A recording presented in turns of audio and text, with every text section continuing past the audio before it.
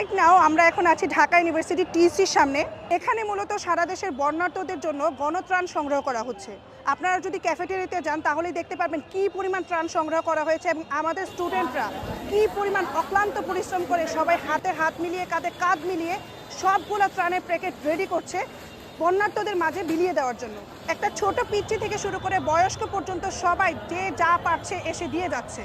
So আপনারা যারা বিকাশে টাকা দিতে ইচ্ছুক না বা আপনারা বিশ্বাস করছেন না যে আপনার দানটা সঠিক জায়গায় যাচ্ছে, সো আপনারা এসে এখানে সরাসরি দিতে পারেন, টাকা দিতে পারেন, অথবা আপনারা পণ্য সামগ্রী কিনে ছাত্রদের হাতে দিয়ে যেতে পারেন। তারা ঠিকভাবে বন্যার্তদের মাঝে বিলিয়ে দিবে। বেসিক আইটেমের মধ্যে আছে বিস্কিট, ন্যাপকিন, বিশুদ্ধকরণ ট্যাবলেট, স্যালাইন, মেডিসিন, প্রাথমিক যে বেসিক মেডিসিন, চিরা, মুড়ি, খেজুর, গুড়, তারপর তাল মিশ্রি, এই টাইপের অনেকগুলো আইটেমই দেওয়া হয়েছে।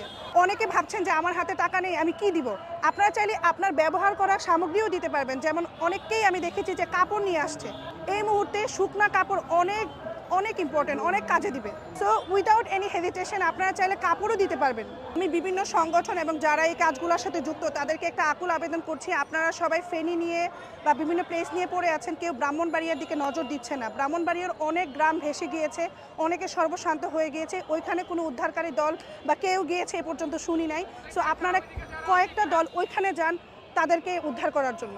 যে ছাত্র জনতা এবং সর্বসাধারণ জনতা মিলে দেশ স্বাধীন করতে পেরেছে পুনরায়, সেই সর্বসাধারণ জনতা এবং ছাত্ররা কি এই বন্যার কাছে হেরে যাবে?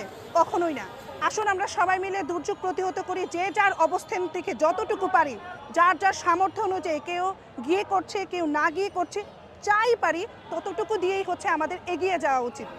আপনি একবার চিন্তা করেন, তাদের জায়গায় আমি, আপনি বা কিংবা আপনার সন্তান কিংবা আপনার মা বাবা কি করতেন? আমরা তো খুব আরাম আয়েশে আছি, ভালো খাচ্ছি, 3 বেলা ঠিকভাবে ঘুমাচ্ছি। তারা ঠিকভাবে ঘুমাতেও পারছে না, সর্বশান্ত হয়ে গিয়েছে।